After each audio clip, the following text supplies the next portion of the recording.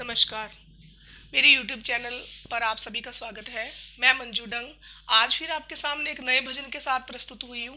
लेकिन मेरा भजन आज राजस्थानी भाषा में है।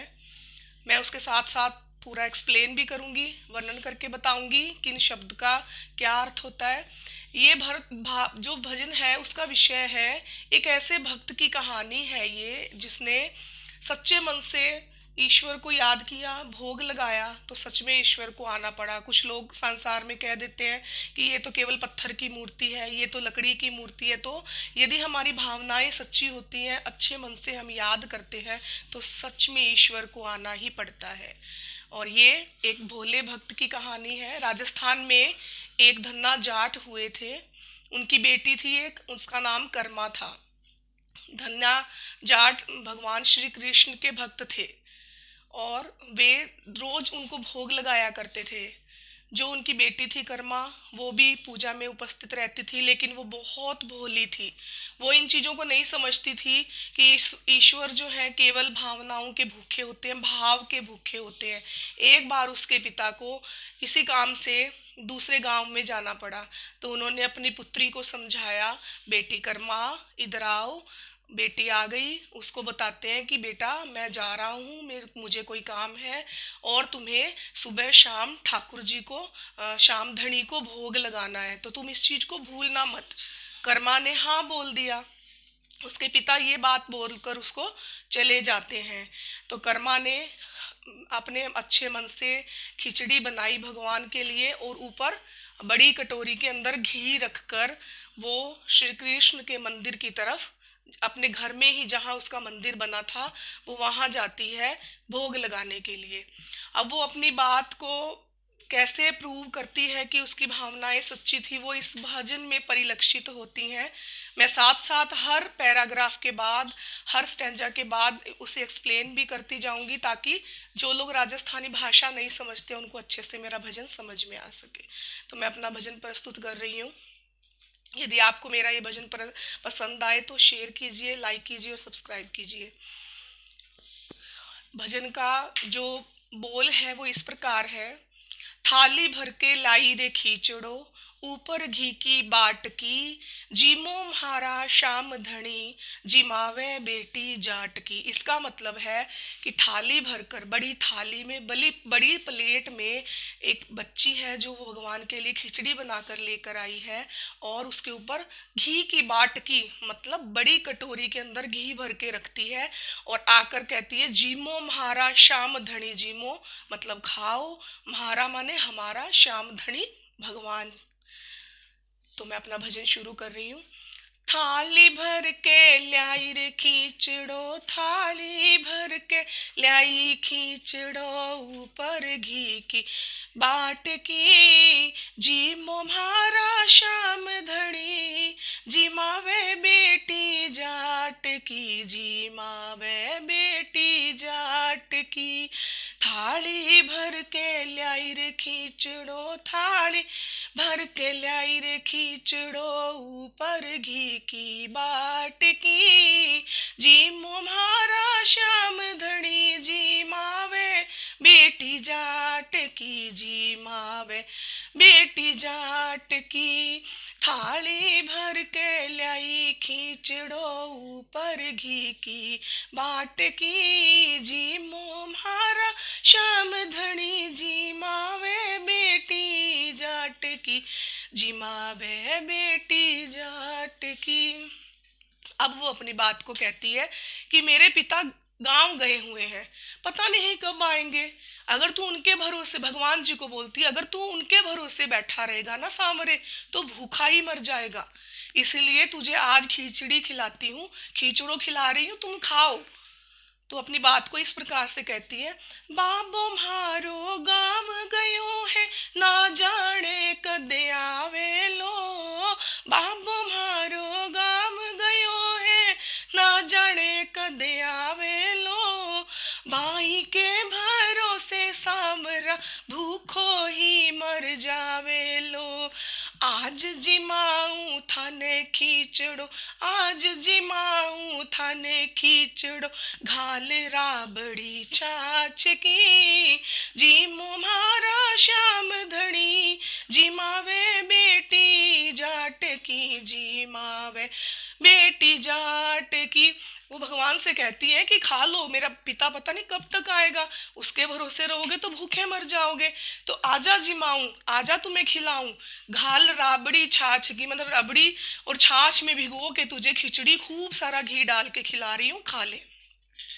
तो अगला पैराग्राफ वो कैसे बोलती है, वो बार बार मंदिर को जड़ती है, मतलब बंद करती है और बार बार खोलती है और जिमे कोनी मोहन कर्मा करड़ी करड़ी बोलती, मतलब गुस्से में बोलती है, कठिन शब्दावली का प्रयोग करती है, बार बार मंदिर को जड़ती है, कहती है तू खा ले तो मैं भी खा लूं, तेरे लिए देख मैं भी भूखी बैठी हूँ, यदि तुम नहीं खाओगे तो मुझे कौन खिलाएगा, मेरा बाबा तो यहाँ पे नहीं है, इसलिए तुम खा लो, मैं किसी भी लाट की मानने वाली नहीं हूँ, तुम खाओ तो मैं खाऊंगी।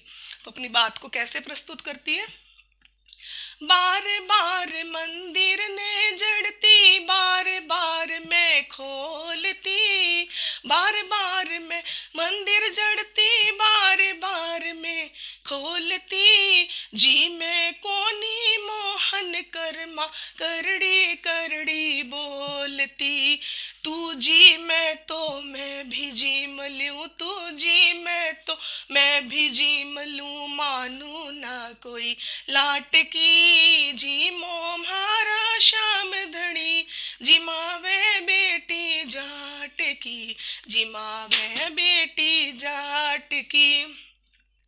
उसके बाद उसे याद आता है कि हाँ मेरे पिता तो पर्दा करके भोग लगाते हैं, शायद इसीलिए नहीं खा रहा होगा, शर्म आ रही होगी मेरे सामने आने में, तो वो फिर पर्दा लगाती है।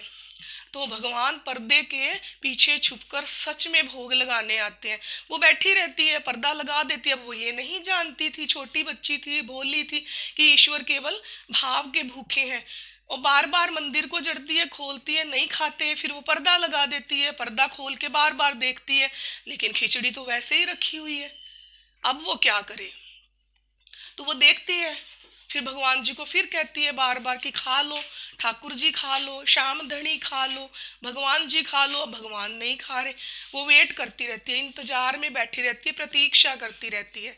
अब अपनी बात को कैसे वो भावनाओं को कैसे एक्सप्लेन कर रही है, पर दो भूल गई सांवरिया, पर दो फेर लगायो है, पर दो भूल गई सांवरिया, पर दो फेर लगायो है, धावड़िए के ओले बैठ के शाम खींचड़ो खायो है, धावड़िए के ओले बैठ के शाम खींचड़ो खायो है, भोले भोले भगता से यूं, भोले भाले भगता से सांवरिया काई आटरी, जी मोम्हारा श्याम धनी, जी मावे बेटी जाट की, जी मावे बेटी जाट की।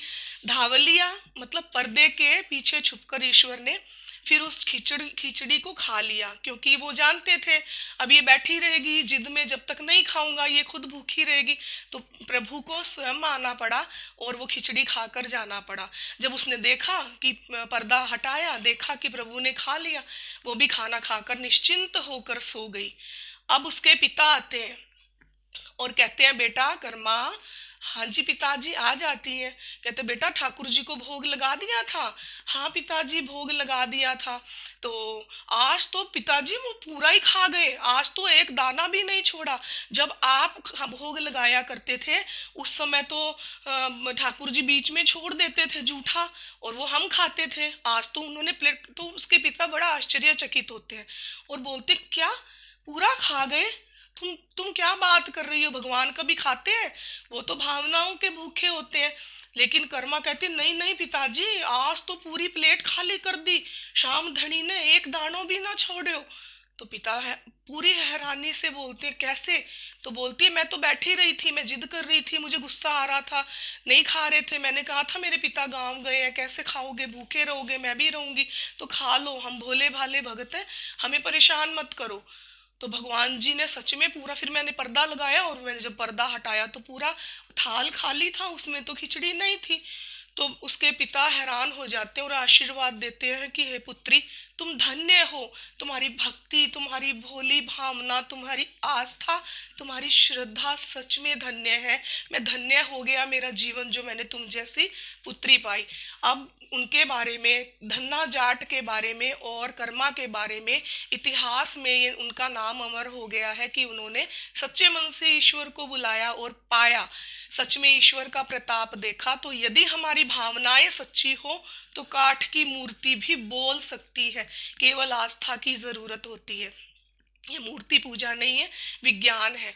तो फिर लास्ट जो पैराग्राफ है वो कैसे बोला जा रहा है, भक्ति हो तो कर्मा जैसी सांवरियो घर आवे लो, भक्ति हो तो कर्मा जैसी सांवरियो घर आवे लो, सोन लाल लो हार प्रभुरा हर्ष हर्ष गुण गावे लो, सोन लाल लो हार प्रभुरा हर्ष हर्ष गुण गावे लो, सांचो प्रेम प्रभु से हो तो सांचो प्रेम प्रभु से हो तो सांचो प्रेम प्रभु से हो तो सांचो प्रेम प्रभु से हो तो, मूर्ति बोले काठ की जी मोहारा श्याम धनी जी मावे बेटी जाट की, जी मावे बेटी जाट की, थाली भर के लाई रे खींचड़ो